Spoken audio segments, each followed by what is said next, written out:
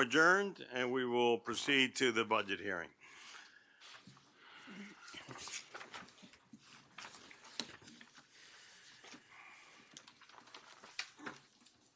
Mayor Roscoe, Yes, Here. ready to start? Okay. Sorry. I'm still here. I'll just take internal roll call then. Okay. The Pledge of Allegiance, sir. It's the next item. Mr. Vasquez, lead us in the pledge. Join us for the Pledge of Allegiance. Pledge allegiance To the flag of the United States of America, and to the republic for which it stands, one nation, under God, indivisible, with liberty and justice for all. The next item, Mr. Mayor, is brief comments by council.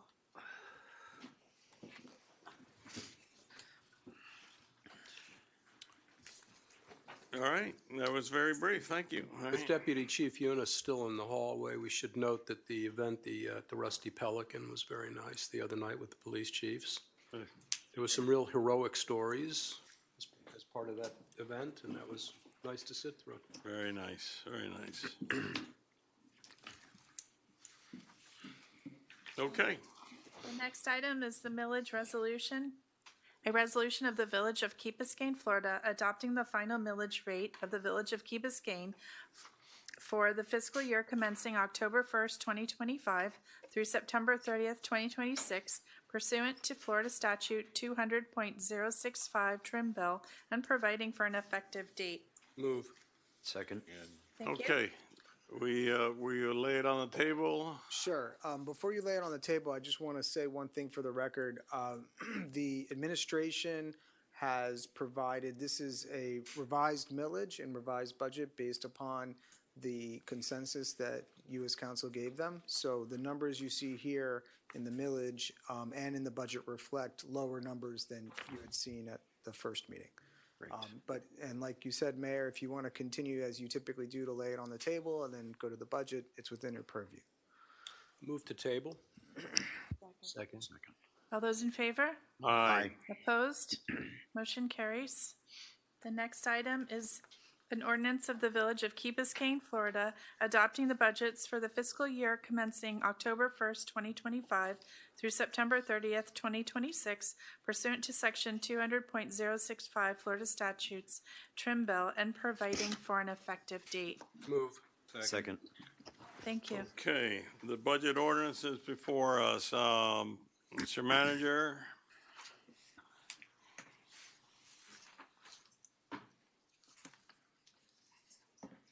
Yes, Mr. Mayor.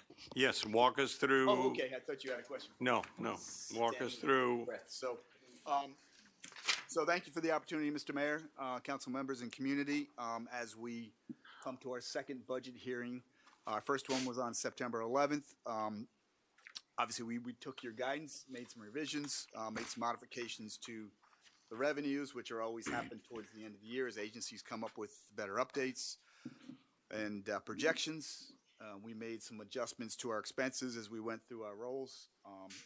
We did confirm with a couple folks, one specifically, the 4th of July. They do not need the additional $6,000. So we've clarified that and did not add that into the budget. You'll find, as you guys request, as you all requested, that we simplified the capital plan so that we can walk you through it step by step by step, and Colleen will do that for us as we go through. We updated the new initiatives. A couple of them dropped off. A couple of them were modified based on cost. We are recommending, after the conversation we had on the 11th, to convert one existing position to be a resident experience coordinator, and that person would have 3 roles. Number 1, they would address special needs and disability requirements across the village. Number 2, they would provide enhanced customer service. And thirdly, they would provide communication support as well. So again, I want to make sure that's clear. That's a conversion of a position, not an additional position. All these adjustments, and we're proud to say, happy to say, led to a recommended millage rate reduction of 3.2%. What we'll do now is we'll go through the highlights. I'll have Benjamin come up and present. There are a total of 50 slides here, as you all know. You've received it. We're going to hit 17 slides.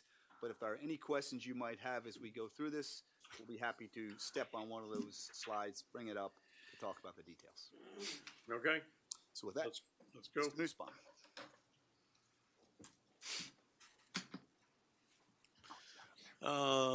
Mr. Newsbaum, did I see something correct that you are now on the board of the Children's Trust?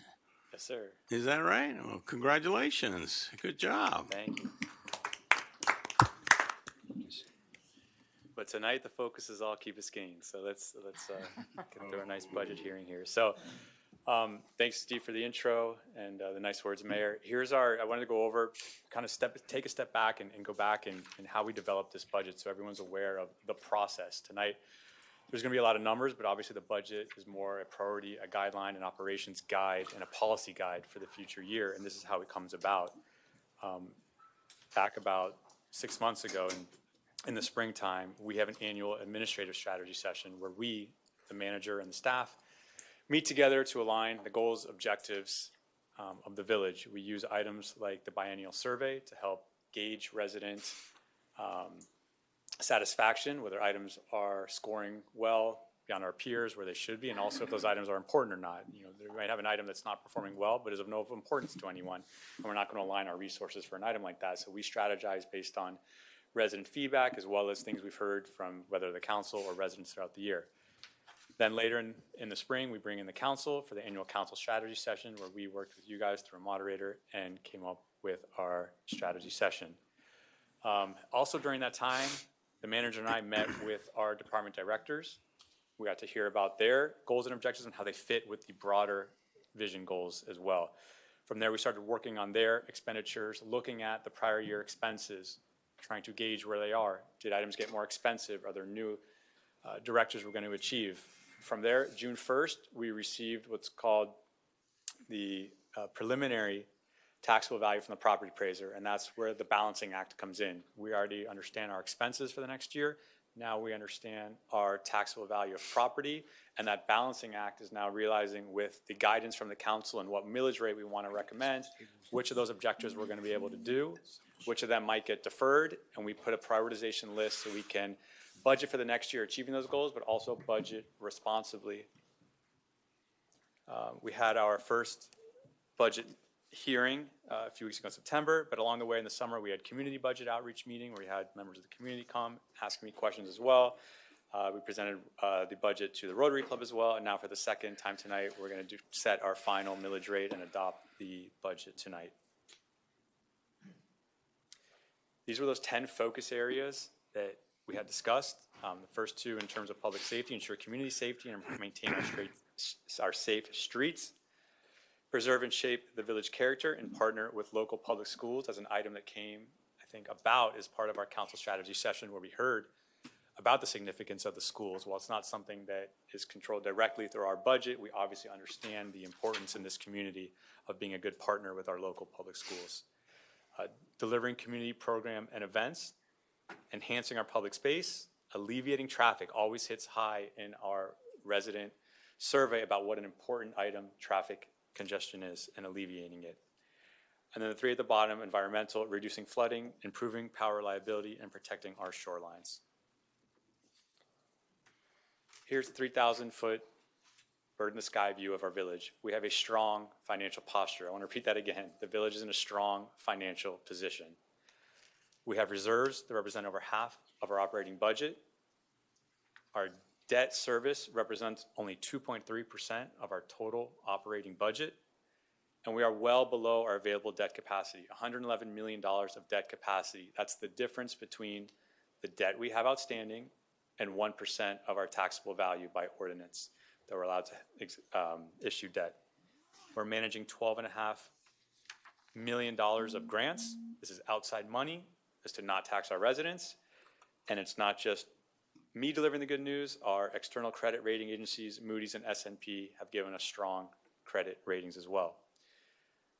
Our police and fire personnel receive a defined benefit pension, and I'm pleased to share that our pension coverage is at 95.1% in our last actuarial study.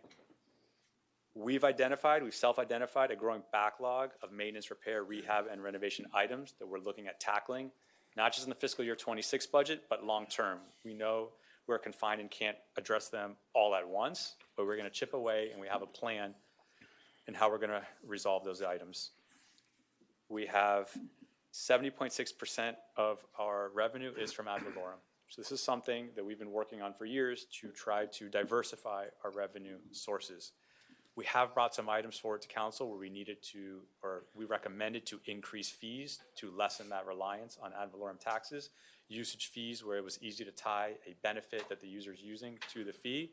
And we have a list of others that we will bring forward throughout the year to, I guess, help and try to lower this number over the long term. And lastly, with the millage that we're going to be recommending tonight, we will stay once again well beyond second place of the lowest overlapping millage in Miami-Dade County. Just so everyone's aware at home, I had a lot of questions. What does overlapping millage mean? Well, on a trim bill, there's about 19% of the bill, which is our village municipal millage. That trim bill is a great thing in that there's one bill, but it does consolidate a lot of different people's bill in one bill. So what that means is if you add the total items of that trim bill, it is the lowest in all of Dade County. So whether you have a $500,000 house, $750,000, $1 million, at any dollar amount, that tax bill will be lower in Key Biscayne than any other municipality or even the unincorporated areas of Dade County. In terms of our fiscal responsibility and stability, this is the fifth consecutive year that we are proposing lowering the millage rate. During that time, we've also been able to grow our reserves to support public safety, community protection, and strategic investment. And as I mentioned, we have our strong credit ratings, and external auditors have given us clean reports during that period as well. Hey, can I ask you Yes, sir. a question on the Moody's rating? And I see that we're qualified as high grade, low risk. Would you mind just explaining for a flood prone community? My understanding is that, I mean, if we have the money, we get a higher rating, I guess considered to be a lower risk. Consider a black swan event or something to that effect. Can you explain a little bit to the community what would that do to our Moody's rating? Sure. So the rating analysts have a lot of different metrics they use to come up with the scoring, and your finances may be about a third of the score. They do look at other items like vulnerabilities, as you mentioned, and the credit rating analyst told me you guys are on average 3 feet above sea level. Your finances are as strong as they can be. Looking at your scorecard, they look at our audited financial statements as well, and he made the comment that if you were 7 miles west, you guys would be AAA at the highest rating. Right. These ratings represent one off the highest ratings. Yes. And I asked him, is there anything we can do to our finances if we bolster our reserves even more, if we lower taxes anymore? And he said there's absolutely nothing. You're as high as you can get based on your financials. It's really the items you can't control. There's one way in, one way out, and you have environmental vulnerabilities, which is why you'll not get any higher than the ratings that you have now. In terms of what a potential storm could do, I think that's one of the justifications we have in holding reserves at about 50% of our budget, because we know during the lessons learned from some municipal managers and other municipalities who have gone through this that cash is king in a time of a storm. Of course. We have contracts in place with vendors for storm debris removal, et cetera, but we want to have cash on hand and available and not trying to go borrow when interest rates are at the highest or the village has been plummeted at those vulnerable times and get taken advantage of. So we've listened and we've heeded advice from those who have gone through it so that we're well prepared should that happen here. So we're not like a AAA highest quality minimal risk because we are a coastal community, say, right? That's right. I also want to be clear that when it comes to borrowing money, whether it be for the undergrounding of utilities when we go to the bond market, right now the difference, the spread between a AA1 or an S&P AA and a AAA is only about 5 or 10 basis points. So that means about 0.05. So it's not a significant, now those differences can change over time, but it's not a significant spread right now that we're not getting the best rates. We will still get very, very, very attractive low interest rates to borrow. Perfect. Which it's my last thing. The low risk then is as a result of us having enough cash Economic handle it. low risk. It's not because we are at a low risk because we can handle a storm event. Correct. There's a big difference Yes. between that, right? Okay. It's We a got, fin- we it's a got- we financial got cash in the bank in case we get wiped out. We got some cash in the bank, but not necessarily, doesn't necessarily say that we're low risk because we have a sturdy stormwater system or flooding system. Correct. Thank you for clarifying. But it's more than cash in the bank. It's fiscal management and it's. Of course. But I'm just reducting it. Cash in the bank, debt portfolio, they look at a lot of metrics, revenues to expenditures, growth over time. There's a lot of factors that went into it, but yes, all those different factors, it's just economic low risk, but not environmental, But not to your point, infrastructure. not infrastructure. Okay, thank you. Okay, on a high level, what moves our budget? So operational costs, you'll see here the majority of our costs is personnel. About 56% of our people is our people. It definitely makes sense when benchmarking against other municipalities as well. You know, the product that we're in is service. So we have a full-service police and fire personnel. If we look and dive into their budgets as well, they're about 85% personnel costs alone in those public safety departments. Other departments have people as well, but we also use professional contracts and services as well for items that we don't do in-house. For instance, we talk about our landscapers, or there was a contract about lights, where I think the public works director said, you know, we don't have the capacity nor do we want the risk of changing light bulbs at the top. So where we don't have staff, we use professional contractual services where we can scale and be more agile and move as needed. And lastly, the operational maintenance and repair items. These are items that don't fall in the top two categories. So this could be maintenance of our facilities, but it could also be operational, where we talk about training, where we talk about goods and services that we need to buy for the offices, for the village offices. Below the line, you'll see debt service, which represents only 2.3% of our budget, holding steady at about $1 million a year. We have pretty level debt service. And then lastly, transfers out. So I want to be clear what that let's call it about $3 million represents. So there's two portions of that. The first is about $300,000, which is by ordinance 1% of the ad valorem revenue that gets transferred to the Parks and Rec Land Trust Fund. The other portion of that is transferred to the capital plan, which we'll get into later. We're at the general fund. We're requesting general fund dollars to fund capital projects for fiscal year 26. So that 2.975 represents the 1% transfer to the land trust and also transfers to the capital plan as well. So just going over it, and you're in this slide here, the grand total, what you see happening between last year's budget and this new budget is a difference of about $2 million and an increase percentage-wise of 4.7, right? Correct. Yeah, I want to talk about the transfers outline, that last item, which is set, you know, there's a big percentage difference increase. That's probably the most scalable, or you could scale up or down in the budget. And that's why in the first hearing and over the summer, we presented those initiative lists. You know, we have additional money here. We want to do capital projects. If you defer them, you don't want to do them, you can bring that number down. We leave that as a kind of a menu item for the decision making. The top of the line items are tougher. Our personnel costs are mostly contractual. We have collective bargaining agreements with our staff. Same with our professional contractual services. We might have long-term contracts where we can't scale up and down. But really the transfers out is representing those capital projects, which we've attempted to prioritize and given you the options as to which ones you want to see happen next year. You want to address, sometimes we hear out there, this is your operating budget. When it's combined with the CIP, you know, you get all these, you know, wild numbers that our budget is 111 million or some other amount. But really, the operating budget is really what we focus on. And the CIP comes and goes. You do projects or you don't do projects, right? Yeah. Can you explain that a little bit to everyone out there? Sure.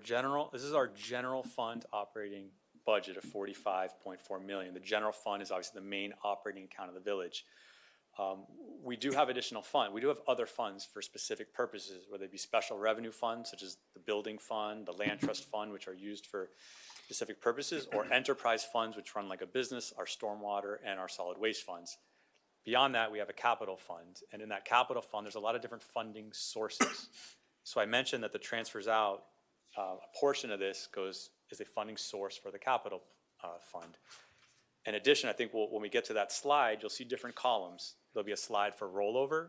That represents projects where we already have funds allocated, but because these are long-term projects, they might not have been completed in the prior year. So we're rolling those projects forward. We're now requesting new funding.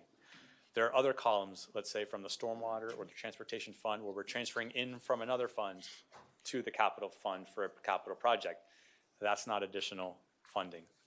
You'll see other columns for proceeds from long-term debt, which could be a general obligation bond or a state revolving fund loans, which will be borrowing money to be paid back over a 20 or a 30-year time horizon. So it's not to all be paid back in 1 year.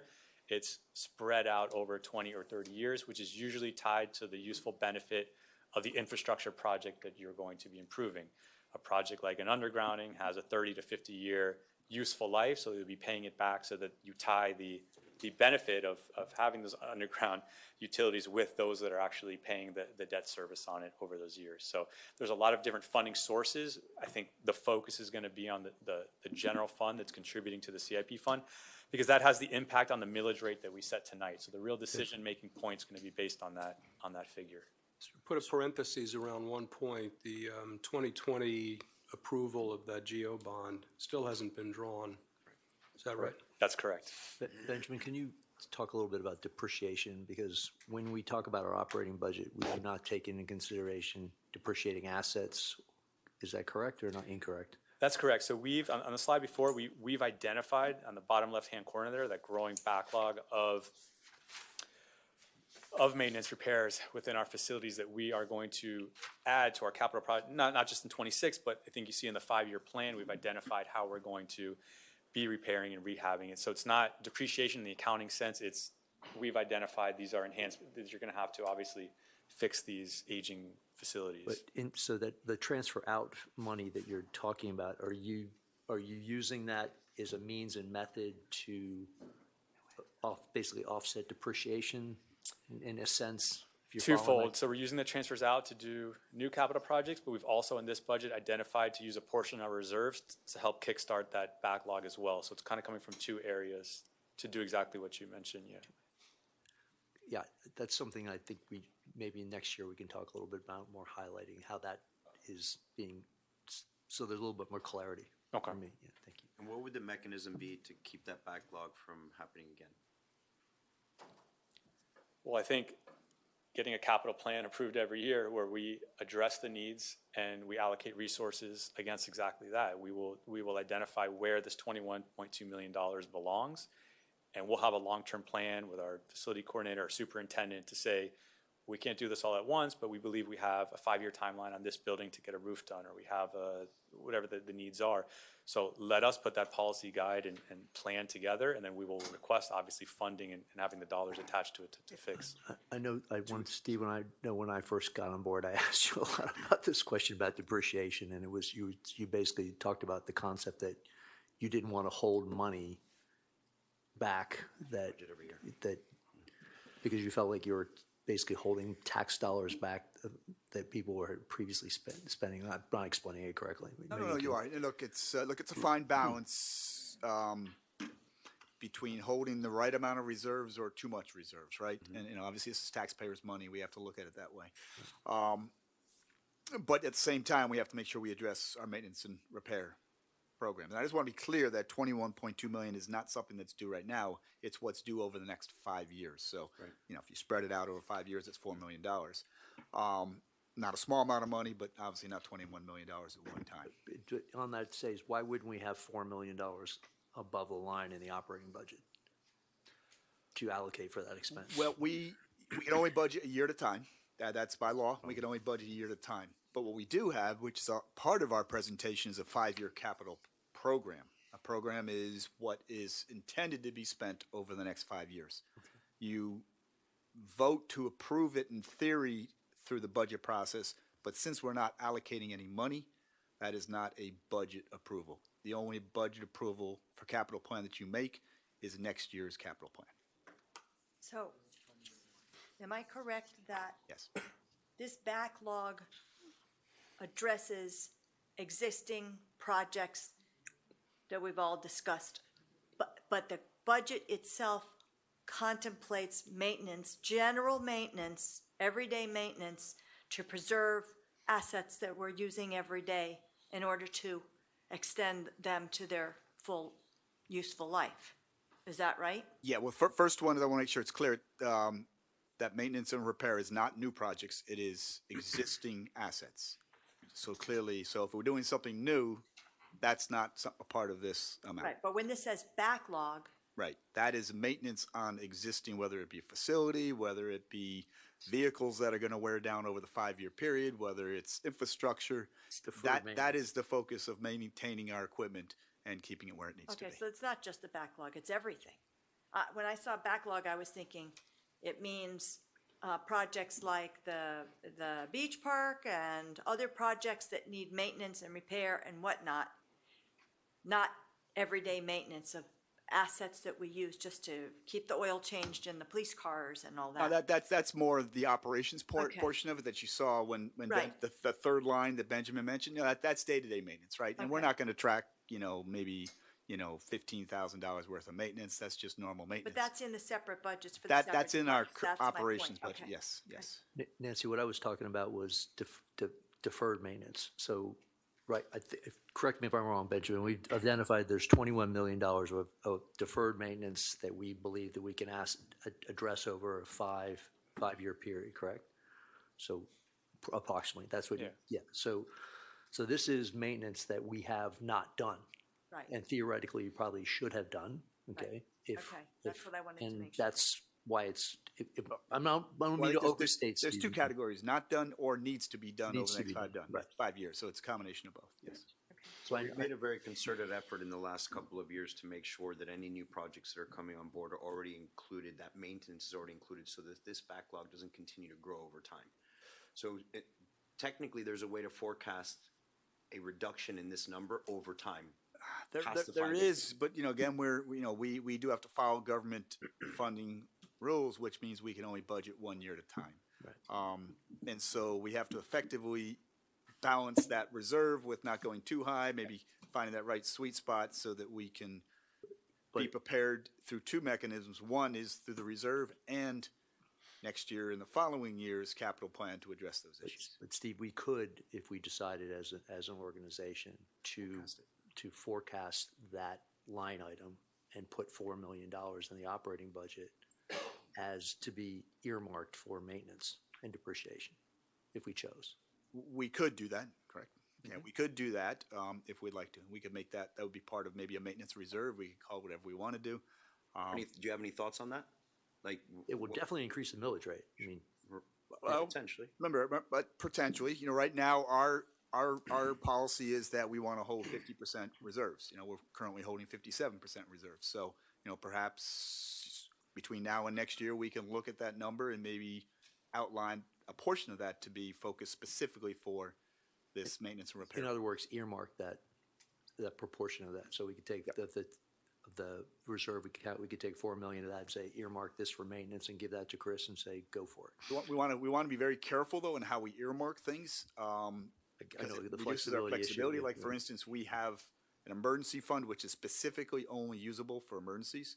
And Chad could probably help us frame that legislation so that it tells us that we want to do it, but doesn't necessarily tie our hands to it. Because going back to why Benjamin mentioned before, holding a sizable reserve in the location that we're in, we want to make sure that we have the funding when it's necessary. Can you give an example of a deferred maintenance item that, It makes up this 21?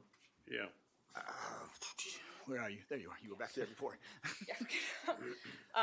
Well, you mentioned Beach Park. I'm not sure if anyone's seen the state of the pavilion Yeah. recently, but the roof is deteriorating significantly, and so are the restrooms. So that's an example of one. Community center HVAC? Yeah, the HVACs are constant. We've been replacing them roof- as we go, but you'll The probably roof at the community center. Yeah, we're working on that currently, but there were expansion joints that were deteriorating as well. The community center's basketball floors, interior basketball floors kept getting wet from those roof leaks, so we had to do some fixes there. There's like ongoing painting of all the buildings as a part of a maintenance process. All the road, the safety roundabouts and those. Right. So like fixing all of the potholes and things is more of an operational piece, and the road repaving is a significant maintenance and repair. So for the capital, the maintenance and repair becomes capital when it becomes a replacement or like a major renovation or rehab.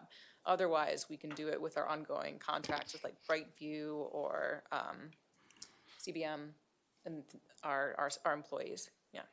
Kathleen, what I was driving at is we don't have a specific allocation of depreciating assets in the line item operating budget, which you would in a typical business. We don't do this in government in this particular application. Correct. We don't depreciate our assets.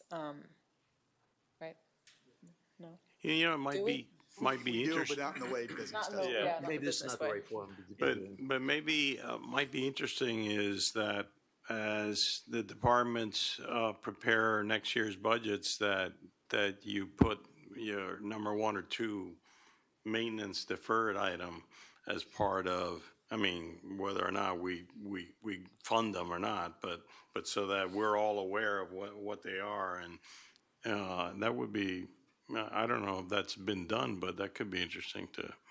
I think it's been done. Here's an example. When the Badia plazas became decrepit, there was an assessment. This wasn't regular maintenance. This was the discovery of a subsidence problem. And we recognized it, we allocated money, and we got the contractor, and we fixed it. Correct. So we do that. And this really, I think this was July-ish that we did this assessment. So, this is 3 months in, so we've still got a little more work to do. And just to be clear, as you look, and the reason why it looks like Mr. Four, but if you really look at it, maintenance and repair is operational, right? And you would primarily find that in the operations budget. Renovation and replacement is capital, and you would find that in the capital budget. Now, rehab is where you kind of can go either way. It could be small rehab, and that would be operational. We happen to have a lot of major rehab projects which do end up in a capital plan. So there are a few that we're recommending this year that will come out to fund that. But Steve, what I was driving at is we don't put away, for example, we take the roof of the community center, for example, and say that the roof has a 20-year life. Okay, we don't sit there and say, okay, the roof, this capital item is a $2 million roof, and we don't amortize that roof over a 20-year period and set aside that money in the operating budget like you would in a traditional real estate business, right? Right. Okay.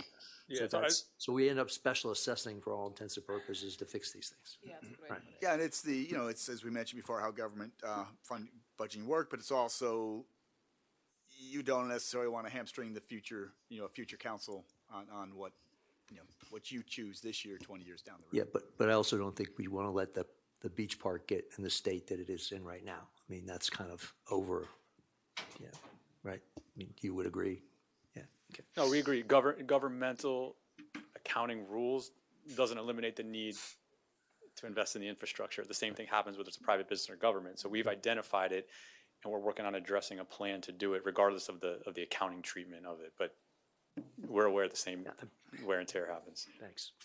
I'm just thinking I think the pavilion is a case study in not what we're talking about, actually, but we deferred the implementation of the redevelopment for such a long time. The building was able to deteriorate. We deferred the deferred maintenance. We deferred the deferred maintenance. Right. Is that a double negative there? Doesn't look very good. That's the real issue. Going back to the operating budget, if we had another column here, where do you think our actuals to date are? So we will, I think on the next slide, we do.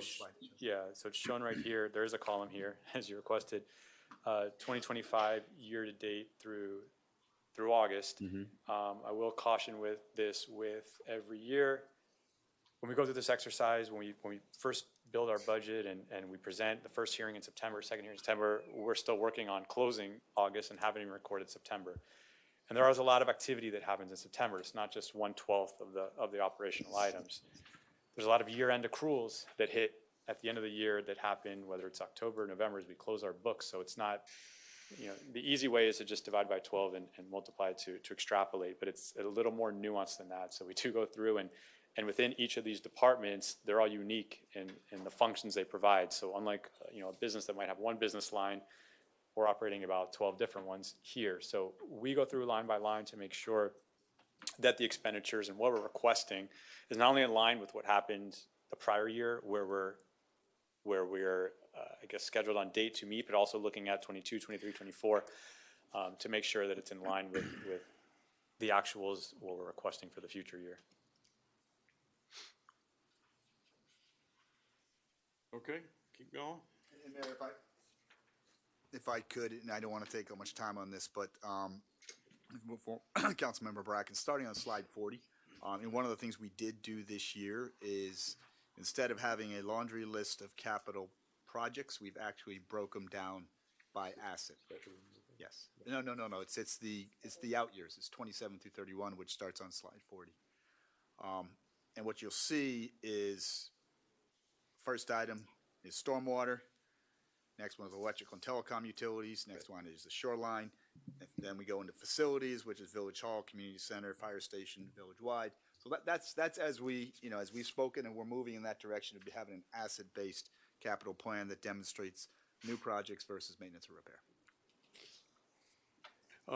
That's 41 you're talking about, Steve. Yeah, it starts on 40. Yeah. Going back, are you at the CIP yet, or are you? Not yet. Okay, I'll wait till you get there. Okay. Here's the flip side from the expenditures. Here we jump at revenues. Obviously, our biggest revenue source is ad valorem property taxes. It would be 32 million of the 45.4 total budget. The village also collects utility services taxes on water and electric. Communication services taxes would be on cable TV. Franchise fees for right-of-way, for FPL right-of-ways, charges for services. Most of that bucket is comprised of charges for the use of the community center, for athletics programs. What percentage is that covering of the community center budget? So our target, and I think we're on line to meet it, is 70%. 70% of the community center being funded by user fees, and the remaining 30% by ad valorem taxes, general tax dollars. Is that where we are, or what, that's our goal? That's our goal. We did, a few months ago, the council approved an increase to the community center fees. Those go into effect 2 days from now on October the 1st. I believe with that increase, we should be very close to that target. Obviously, every year, quarter, I'm monitoring this, and if something changes, or it's obviously the hardest to sometimes project because it's so independent of individual usage and patterns. And I've been here through years during the pandemic and such when usage falls off, and it took us a while to ramp back up. I think if our demand stays the same with the price increases, we should be on target of that 70% where we don't need to. Is the membership? I do want to, and Councilmember Bracken brought up a great point when we did this, is tie them to a consumer price index. So we don't need to come back with a major price increase, but we just tie it to CPI. The issue is on the expenditure side, our personnel costs go up, our janitorial in the community center go up, our operational costs go up. If you leave the revenues flat, you'll fall behind the 70% target. So I'd like to bring an encompassing resolution to tie all of our user fee revenues to a price index, consumer price index. Are the membership back to 2019 levels? In terms of participation, yeah, I mean, our Parks and Rec director probably says they're even beyond that, at least through the numbers that they're showing that. So that's encouraging to hear, and obviously we hope they stay that way. Benjamin, is it best practices to use the 70-30 split? Is that like an industry standard? So yeah, when the community center first opened, that was the target when building a new community center. Looking around the industry, it is a best practice and standard, although we don't see it generally being hit. It's usually, there's political pressures as to reasons why you're not able to maintain that 70. So we see some other communities where they've fallen off, but then the burden then shifts to taxpayers who might not, and I've heard from taxpayers who don't use it that's, we talk about equitableness and property taxes, that's not fair as well. So we think that's the best target, and the reason being that, yes, we know people who use the facility get a benefit from using it. We also believe there is a benefit to having a community center, even if you never go in, whether it's through community meetings or having a place to and we do that with all for our athletic other athletic operations as well, generally speaking. Correct. So for athletics, obviously they run separately. We run our community center in one account, athletics in another. And as Benjamin mentioned, we believe we're going to be at the 70% threshold yeah. for community center. We're a little bit low on athletics, but as we do update our new contracts where we require the vendors to pay 10% to maintain the fields, and then after the second year, actually the third year, we can increase it to 15%. And by doing that, we'll believe we'll get much closer to 70%. 70-30. So we've put certain provisions in there, as Steve mentioned, but also for if they're non-resident fees where they're a little bit higher to help pay into the fund to help maintain those fields that obviously are taking a tremendous impact from the sports programs. I think it's a good thing. I don't have a problem with it. Okay, as I mentioned, besides the general fund, we do have 5 other funds, and a 6th being the CIP fund. The Special Revenue Transportation Fund, where the revenue sources are the local options gas tax, and also the half-cent sales tax, which is collected by CITT and then remitted to the municipalities, and we use to fund our freebie services. So we're up to now 9 freebies. I think in talking to our vendor, we're now the highest, or their biggest customer, that we have 9 freebies. It's also going to help fund, you'll see this in the CIP, there's a transfer coming from transportation to help fund the Harbor Drive improvement and roadway projects.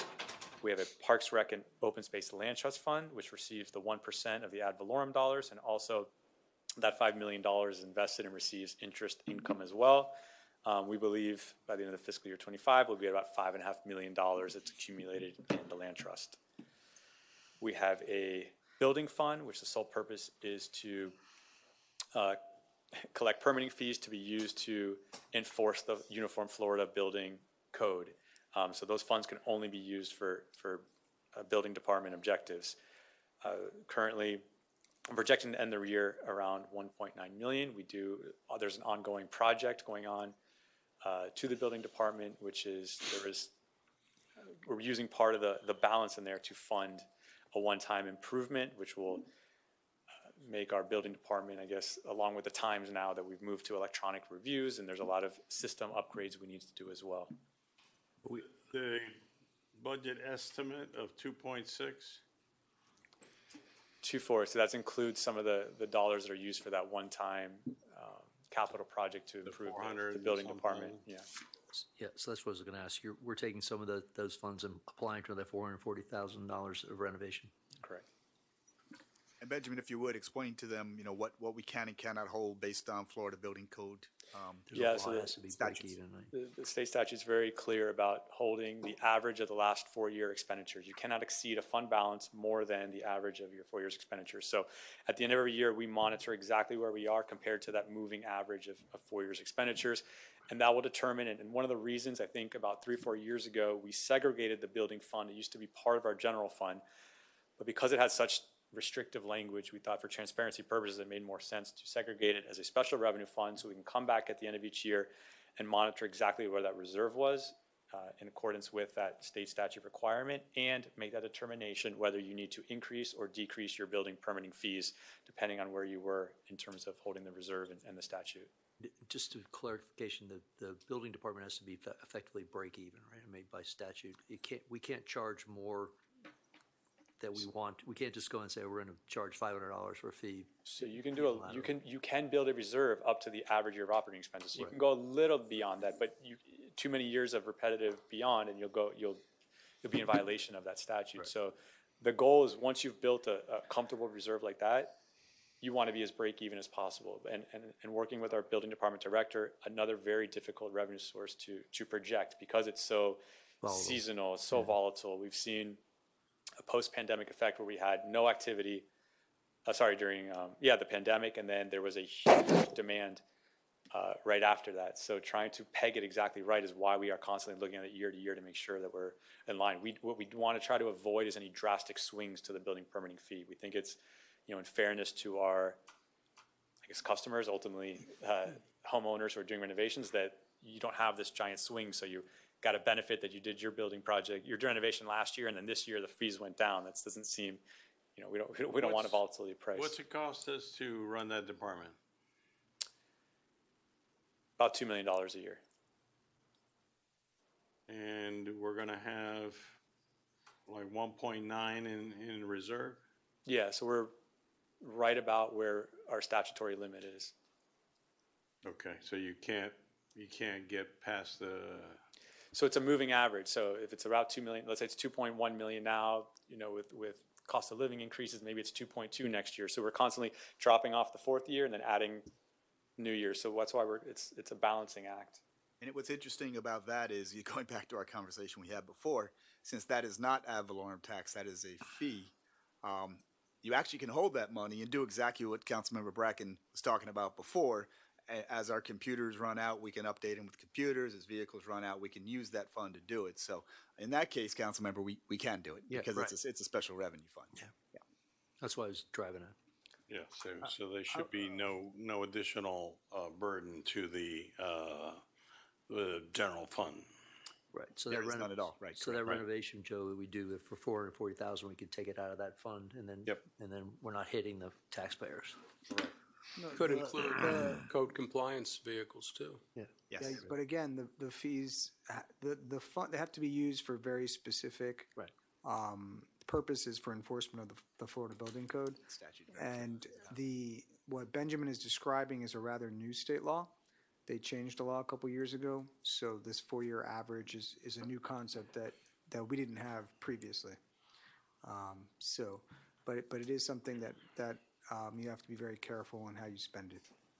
You know, in reading about some other cities, one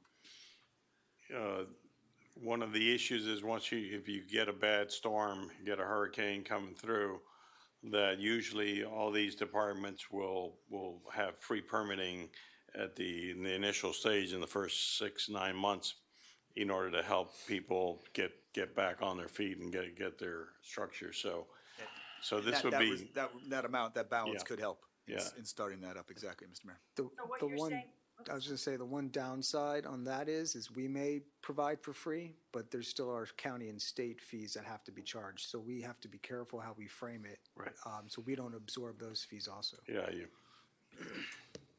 Go ahead. I forgot what I was going to ask you. It'll come back to me. So even that, the building project we talk about, because the Florida building is so strict and restrictive, even on that project, we had to do a cost allocation study because Public Works shares a portion of that office. So we had measurements saying, this square footage is not used so we cannot use the building fund for that. So a portion of it, we had to charge a general fund because we have to adhere to those strict guidelines. So I'm unclear, and that was my question. The renovation of the building department, this fund can be or Yes. cannot be? Yes. Can be, okay. But as you mentioned, the portion that's Public Works cannot be, Right, which is right. why you'll see in the new initiatives a $56,000 request to fund that portion which is not part of the building That's on slide, office. what is That's it, on slide 23. 28, yeah. That's probably on 28. The last two enterprise funds, the Stormwater Enterprise Fund and the Solid Waste Enterprise Fund. So these will both be shown, the fee that are charged are called non-ad valorem assessments. So they'll be shown on the trim bill, but since they're non-ad valorem, they're not based on the value of the property. These are a fee based on other metrics. For solid waste, every house or everyone receiving the garbage and recycling services receives the same flat dollar fee regardless of the value of the house. And for stormwater, we use a cost method which looks at impervious area, but also a portion that's base fee. So those are on the bottom of the tax bill. You will notice both of those as fees. So here's the FY26 proposed initiative list. So this contemplated, we had our baseline from, if you remember from the first meeting, we had our baseline millage of about 2.6243. Earlier tonight, we talked about a plan to fund some of the backlog of reserves. We are going to transfer, the plan is to transfer $858,000 for those 3 infrastructure items to come out of our reserves to start kickstarting, maintaining that backlog of items. And then all these other items that are going to be funded by millage are the capital expenditures that we're proposing tonight, which total about $2.654 million, which are made up of mainly capital expenditures, but also, just to be fully transparent, 3 positions as well. So whenever we add a new position, we want to show you the full yearly cost, fully loaded with salary and benefits as well. The recommended millage, if we get all the way to the bottom right hand. Before you jump Yes. there, and there was a question that was brought up on September 11th, first budget hearing. Are we taking on too many projects? You have to do the number. There's actually only 7 projects here, right? And with actually one of them being a continuing project. So a lot of purchases. You see there's a lot of equipment purchases, a lot of things that we need to buy that are backlogs. And then also 3 of these here are personnel. So we were very cognizant of that, making sure that we didn't take on a significant number of new projects. Steve, can I ask a question about, or Benjamin, program and project management services, flooding and power, 635? Is that part of Black and Beach's expenditures? What is that for? It's a couple. It's yes. If we are, that work order hasn't come yet. So right now we're getting estimates in. Part of that would cover Black and Beach. Another would cover other project managers that we would hire to oversee projects. And Steve, that's assuming that we would be proceeding with the current design of the of the Zone 1 project. So there's again going back to budgeting. First it has to be there in order to use it. Yeah. Secondly, you bring a work order for whatever the number is, then you would encumber that money. That still doesn't mean it's spent, right? So that's where we would get to. And then if the council does choose to go forward with that project, that would be in position to be able to use. So that doesn't happen until we actually say go. And the same contribution to Virginia Key Athletic Field planning design, 250. That's the first time I've seen that. Is that something that was discussed previously? I'm not aware of that, Mayor. Tell them how far back that's been discussed. Yeah. It's okay. I'm Yeah. new, No, so I'm new. I'm asking. That's why. Yeah, it's a really long thing. If you recall, we talked about a little bit about there's a, what's that thing called? Yeah, there's a former waste Landfill, yeah. landfill. Thank you. There's a former landfill there that By the they. Battle Center area where the bikes are. Yeah, and the city of Miami with the county have been working on capping that for years. It's a Durham project. They're capping it, and so it's always been in the conversation on with our lack of fields is to see if we would want to invest with the city of Miami to try to get some field usage out of there. Similar to the concept of that we're doing St. Agnes. Okay, got it. Same thing. I just want to know. Yeah. So just to kind of give you some kind of where we've been and where I want to. But excuse me, Sure. but the reason why it's so exciting is it's an area that covers 120 acres. And even if they cap it and we're reduced, it's still probably in the 60 acre, It's a lot of property. Yeah, so that could work out, perhaps, Yeah, it's great. And one of the reasons why we're asking to do this is that, to be honest, we've been kind of flirting with the city of Miami for a couple of years saying we want to do this. We've done a little bit of due diligence on the field, moving forward a little bit, but they've kind of indicated that, hey guys, tell us exactly what you want. Tell us that you're in. So we're going to do that. If this is passed, we'll send out and say that we're interested. Obviously, in order to approve it, we'd have to come back to the council for a resolution to commit that money. But I think what the city is saying, put your cards on the table to show us that you're really interested. Got it. So it's in the radios, the 278, is that part of the same thing we approved tonight? Yes. You just approved it, yes. Okay. Because that was Byproduct. that was 530 something. Yes, those are the That ones was you half. approved in. That was the half, next year the half, and they have the half from last year. Correct, yeah. So, okay, so this is from the rollover. Right, The balance is from the Right. rollover? right, Yeah, yes. part of No. it, part of it's from this year's budget and part of it So rolls part over. of the exercise we did in preparing this budget was obviously projecting our fiscal year 25, our current year operational expenditures. The police chief wanted to fund these radios. When we first put the full amount to get approved here, he looked at his budget and realized he had some positions that were funded, they had vacant, he was gonna have leftover money at the end of the year. So what we tried to task every director to do was look at their existing budget, if you had room within it, to go ahead and start the order now to get it off of, we wanna request those we've already taxed those dollars once. If you had it and you didn't spend it, let's start tackling those items then. So that's why you see half of it within his operational budget and the remaining half is for the fiscal year 26 I'm only request. smiling because it doesn't drop back down. So. What's that? I'm just smiling because it doesn't drop back down as profit. It just goes back into expenditure. I get it. It's fine. It's just a Well- different way of looking at it. I think there's been a request of us to, you know, we've come back with a surplus every single year. And there's different, I always describe the different reasons as to why that is. So we're trying to look at, Things you don't expend or people that don't get hired or whatever it happens to be. Yeah. No, I Right. understand. Yeah. But maybe it would have gone back down if we'd gotten the grant, right? We didn't get the grant. No. so that's, as I mentioned, we always pursue the grants first. That was the first option to get the radios. When that didn't happen, then we had to recalibrate and try to look for funding. And in terms of, I know we added the type column here because the manager wanted to mention, you know, our bandwidth. Are we able to tackle all of these items? So I think it does depend whether it's to purchase, a project, or study. I will mention also, yes, purchases are faster, but they still adhere to our procurement code. We will still go out and bid for the item. We'll still, you know, request funds. We'll still do due diligence. We'll still bring the items to council for resolution readings too. So they are faster, but they're still not fast. But those protections are in place, obviously, to protect taxpayers, to make sure we're getting good value in terms of those purchases. I would just like to go back to, for 1 second, to clarify one thing, because we've gotten some criticism. Back to the 635 for program and project management. That money is there, and we haven't decided exactly what we're going to do yet. But we are going to do something, and we're going to have to pay for it. We're going to have the money there. So it has to be in the budget. We can't just take it out of the budget. I just want to put that on the record. Right. I'm glad you brought that up, Councilmember. Obviously, you've got a budget for the money to be there.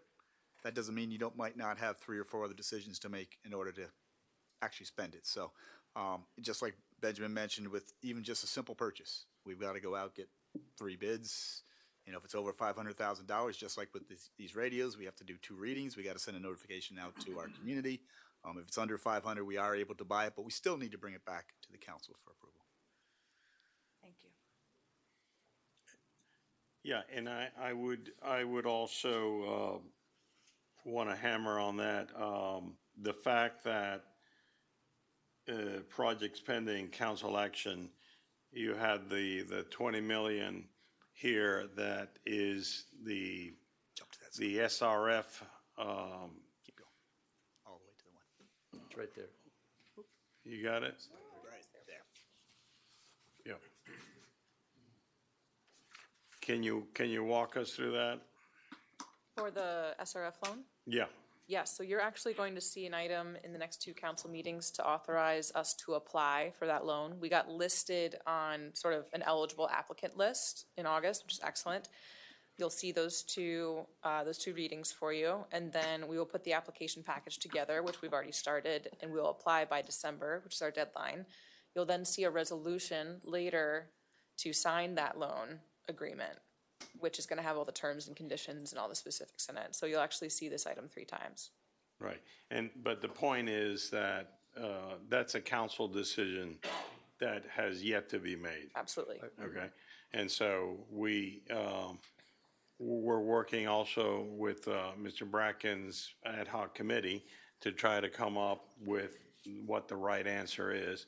But in any case, because of the long lead times necessary, we're moving ahead to try to be in the right position should this council decide to go this way or that way. Correct. And just, I mean, to be clear, this is for a particular project, the loan. So Yeah. if we wanted to use the loan for something else, it wouldn't work, It but we would can always not work, reapply. yeah. Yeah, we can apply for something different. So it's very specific. Are these color codes off? They are, apologies. They need to be flipped. They're flipped, right. Yeah, Councilmember, we did that on purpose because we know you're very we visual. wanted to make sure We you're wanted to see if you picked paying it up. attention. I was just wondering if I was paying attention. Okay. We did it You just for caught you. it, yeah. Yeah, I caught it. Yeah, even I'm dyslexic, I caught it. Good.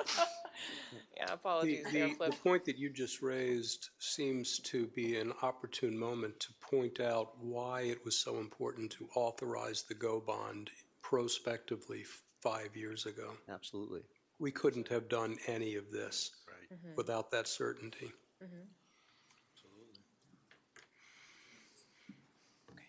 All right.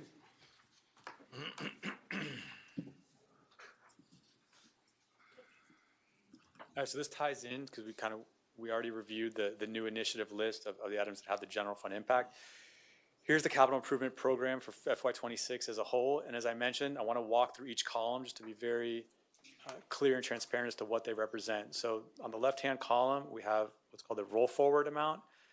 I want to repeat, this is money that we've already set aside. We've already allocated. We have the money in the bank, but these projects are not projected to be completed by the end of the year.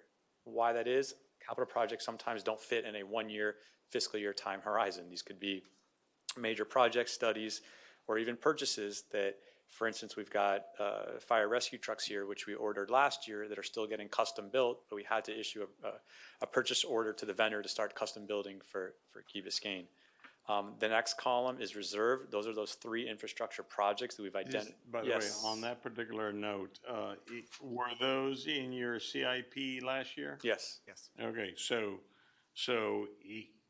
one of the fallacies of this is that you be picking it up twice. So when somebody says your budget is this long, it really isn't about that particular segment's already been approved. So you can't count it twice, right? It's already been approved. Those dollars have already been taxed, and we're holding those dollars specifically for that purpose. So they're effectively earmarked for that.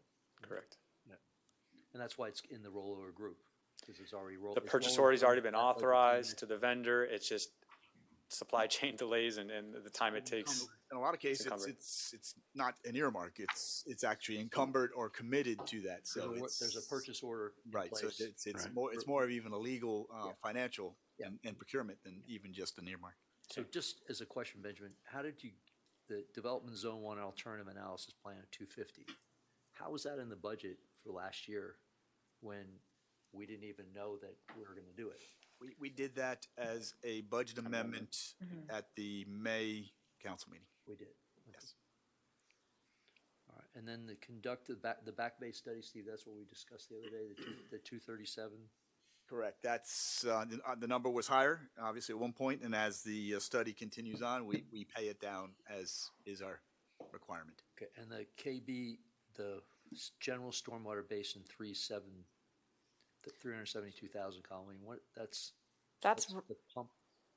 the 372 is unused dollars from this year for design. So we're just making sure that we can use it next year if there's Because any you classified it as Design 1 KB Central Stormwater Basin, zone 1. Zone 1. Yes, so currently we have that project in fiscal year '25. 372 is not encumbered or spent. Okay, If we don't roll that forward, that just sits in the capital program and we can't use it next year at all. Why don't you all jump to the next slide that really shows the detailed on rolls? Yeah. There you go. Yeah, thank you. for I think doing this was that. requested by That Councilmember made it Stoner so at the much last clearer, meeting yeah. to say, Yes. we have the roll forward column, but they're obviously different status for each of those projects. So here we tried to differentiate what has actually been encumbered with a purchase order where the vendor's already started and it has been working. We just haven't received maybe that final invoice from them versus items that haven't been encumbered. These are projects that have been going forward, but for whatever reason, they haven't been started yet, whether it's a council action or item. So there is some more flexibility. And this one, we got the pink and the green. Right, so if you look at the pink items, there's more flexibility here to say if we didn't. Yellow and green. Yellow and green. Yellow and green. It's okay. Colorblind. We got a problem with colors. I know it looks pink here, but it's not. Yeah. Okay, so You're not wrong so completely. Colleen, you basically line item that you just said, I'm going to allocate this money for this, correct? It's already in that project account right now, Got it. and so when we Okay, carry so it you just forward. renamed it with. Right, so you'll see the green is pretty much everything is kind of in the works. Right. And then the yellow is stuff that has not started at that level yet. So the 372 you pointed out, if we didn't roll that forward, that would just sit in the capital fund and we wouldn't be able to use it. So if you wanted to reappropriate that to something else, we you're wouldn't have been appropriating. able to if we Got didn't roll it understand. forward. And then Right. same thing with the 950, the shoreline, that's discretionary that we. Correct. All of this is discretionary, so it can move as you wish, but this is how the plan kind of makes sure the money's available. Well, actually, only those 4 uncommitted funds. 3, 4, yeah. Unencumbered funds, that's where the discretion comes in. Correct, yeah, The I mean, ones that are in yellow. right. Right, Some action was taken to move that project forward and everything that's green. right. Right. It's because of that. That was really very helpful, thank you. Okay. And that's why we have that program management 635 and the 45. And And then, Colleen, the 1.9 million that's in grants, that's the grant money that's going to go for Harbor Drive. It's the road impact fee from the county, correct? Okay.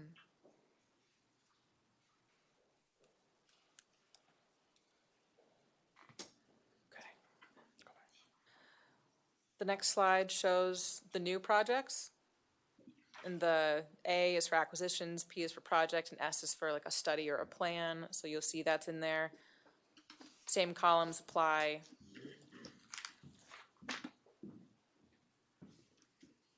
You'll see quite a few of these coming forward in October if they're purchases, so that we can get the ball rolling and get that encumbered. That 635 just keeps repeating because it's new and got it. So to be a little bit more clear here, we wanted to make sure that the general fund total was accurate on this slide, so we brought those 3 projects forward that had roll forward and new money so that it would total correctly, but yes, there are 3 duplicates. That's why I see it, yeah, okay. And the same, that 56 is the delta difference, I'm sorry, the renovation project. Yeah. That 56 is the delta difference between Jeremy's group and Chris's group. Correct, that's the allocation from the general fund. So going back on the main picture and all the different columns, we spent a lot of time on roll forward and we differentiated encumbered versus unencumbered. That's that left-hand column. Second column to the left is what's funded from our reserves. So those will not have a millage rate impact tonight. We're taking from our reserves, which are beyond the target, to fund 3 infrastructure projects. And that's the money that you're pulling forward, the 17% increase. You're taking, if you go back to the initial fund, the initial budget, you have a 17% increase because you're taking money from the. No, this comes from reserves, so that's not part of that calculation. The part, the 17, is because of the third column, which is the general fund one, the $2.6 million. Okay. That's where this is new money. The decision point tonight that does have it. That's really the focus of tonight is the millage rate impact on that column. Okay. To raise that 2.6, which we tax for, and then transfer to the capital fund to do these programs. The next 2 columns are an enterprise fund and a special revenue fund that we already have money for, the stormwater and transportation funds. We're bringing money from those funds to the CIP plan to do projects, but they have to be specific to, obviously, either stormwater or transportation. The next 2 columns have to do with proceeds from long-term debt. So there's general obligation bond proceeds for the utility undergrounding, $15.8 million. Just to reiterate, those funds would be borrowed and paid back over a 30-year time horizon. The next one is the CWSRF, the Clean Water State Revolving Fund Loan. That's that low interest rate program from Florida Department of Environmental Protection. Those funds will be paid back over a 20-year time horizon. So between the debt proceeds, this is a long time horizon where we pay both the $15.8 million and the $20 million back. And lastly, the grants and appropriations. This includes, as Colleen mentioned, whether it be the county RIF funds or different grants, state grants, appropriations as well, where this was really the target of Colleen and her group is to get outside funding before we have to rely on either loans or raising the millage rate to fund the general fund. Colleen, just quickly, sorry, so when we do the garden district, there's 2 sources of revenue from there. There's ad valorem and we have the stormwater, correct? That should mostly be stormwater Okay, fee. We've but we're- been adding to that account. But that project started at X and then it's gone, we've had grant funding, then we have stormwater fee funding, and then don't we have to make up some of the delta difference with? There is an increase. If From if they approve the increased budget, it'll still be a 90-10 split, so they'll still fund 90% of it, and we'll still only fund 10%. That's why you see $410,000 going into there, because that would help us meet our 10% requirement. Okay. The existing dollars in there are also stormwater fund dollars that have been allocated from prior years. So what is the current budget for that garden district project, roughly? It's close to 12 million. 12 million. But we have not bid it out yet. Right. And we're still in review with FDEM. And as some of you might know, FEMA is the final reviewer, and they're going through a hard time. So we're hopeful that it'll continue. The money's, available for us to use if they approve the project and if all of the funding gets released.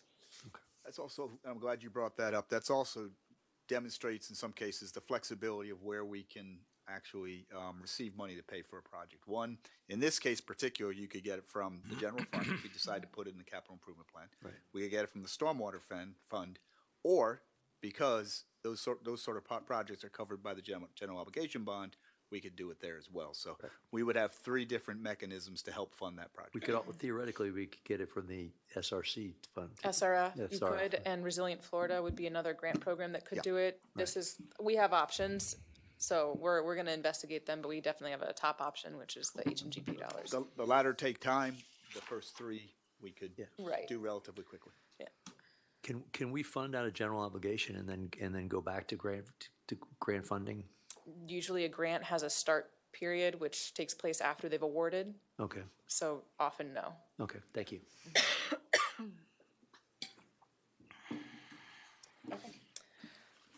This is usually clear. We've looked at this slide before. This is just to reiterate that there are a lot of decisions that have to be made by the body to get these projects underway in particular. There's general obligation bond processes and there's SRF dollars. We've talked about both.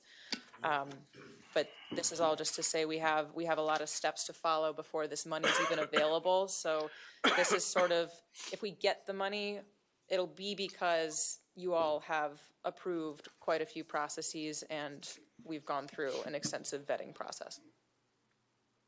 You got the color coding right. Or wrong. I think it's wrong. We've got this Councilmember Bracken color coding, Yeah. just to make sure he's paying attention.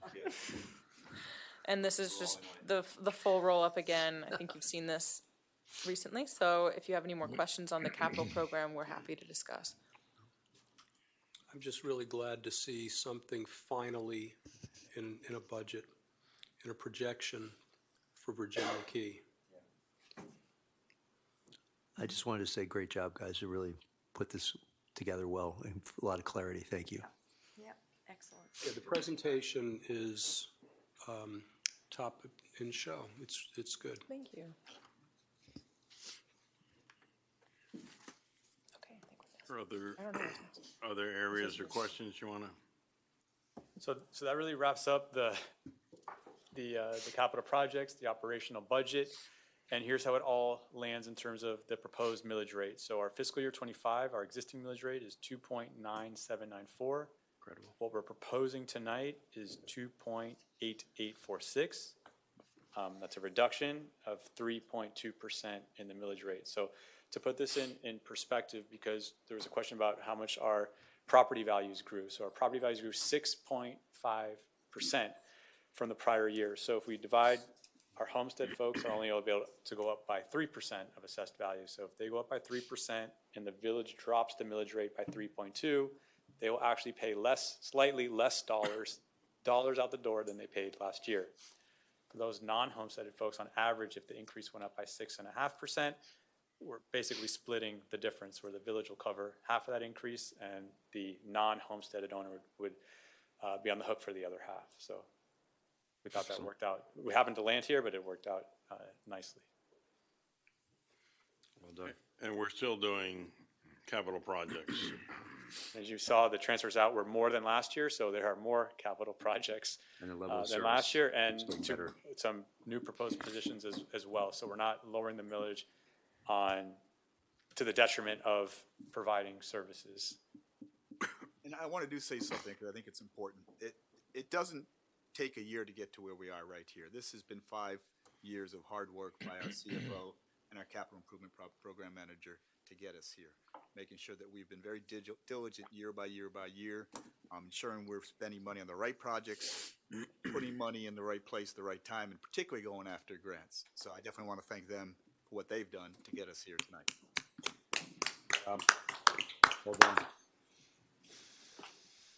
And we have a CFO who can go with strength with his opposite hand in the new basketball setup at the PAA. Only when it's 7 feet, though. Yeah. All right. All right. Need a public hearing. Public hearing is now open, and I have Ignacio and Gabby. Come on up.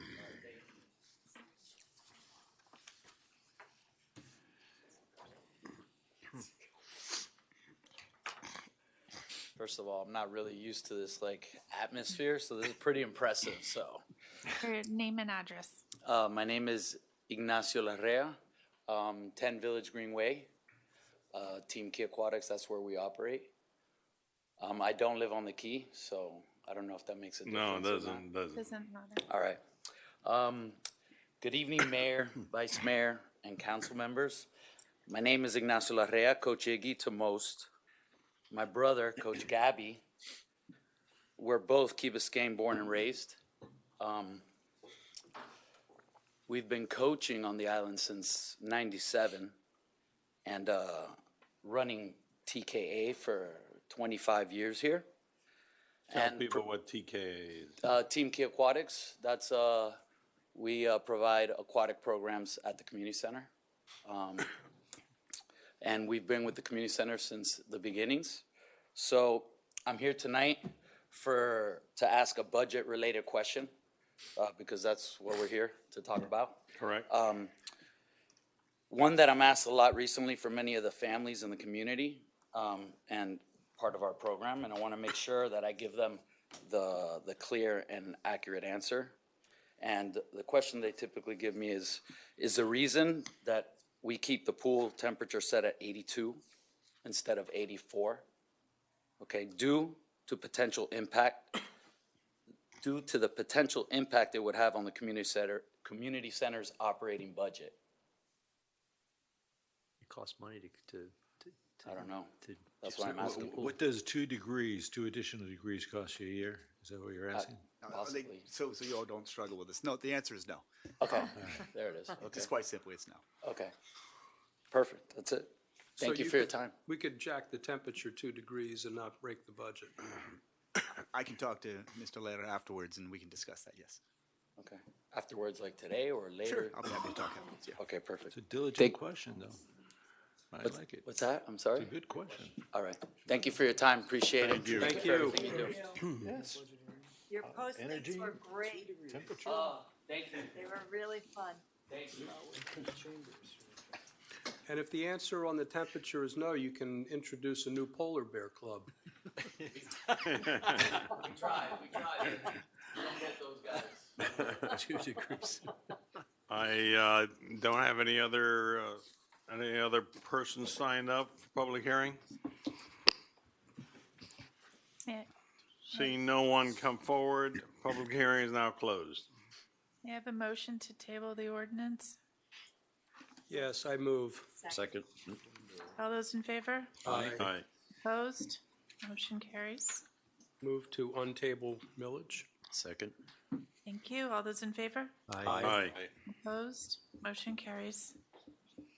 Okay, so the millage is before us. You have to read into the record. It I also do, needs a and- public hearing. Okay, Which one do you want to go first? go ahead and, All right. Wouldn't you do the public hearing first? no, I'd like to I'm gonna read the put it on the percentage. record first. Okay. So the final millage rate for the Village of Key Biscayne for the fiscal year commencing October 1st, 2025 through September 30th, 2026, B is hereby fixed at the rate of 2.8846 mils, which is $2.88 per thousand assessed property value in the Village of Key Biscayne. That the rollback rate is 2.7742 mils, and the final millage rate is 2.8846 mils, which is 0.1104 or 3.98% over the rollback rate. Okay, public hearing is now open on the millage, which is Resolution 4A. Seeing no one come forward, public hearing is now closed.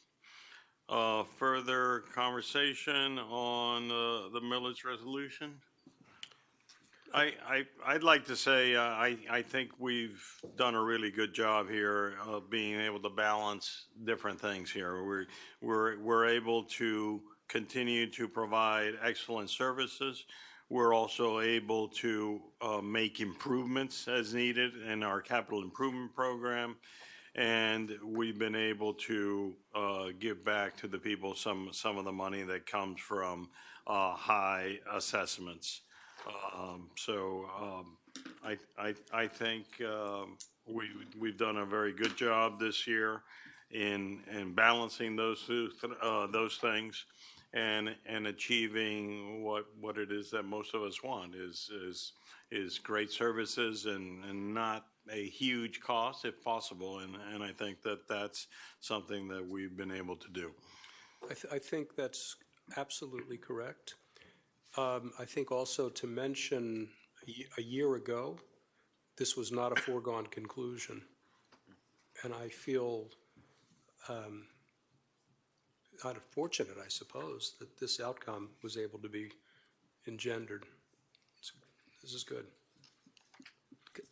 One question, Nancy, are you comfortable with the residency experience coordinator to meet the needs of the community that you were concerned about? I mean, I'm thrilled that we're going to move forward with the position. I think it's wonderful.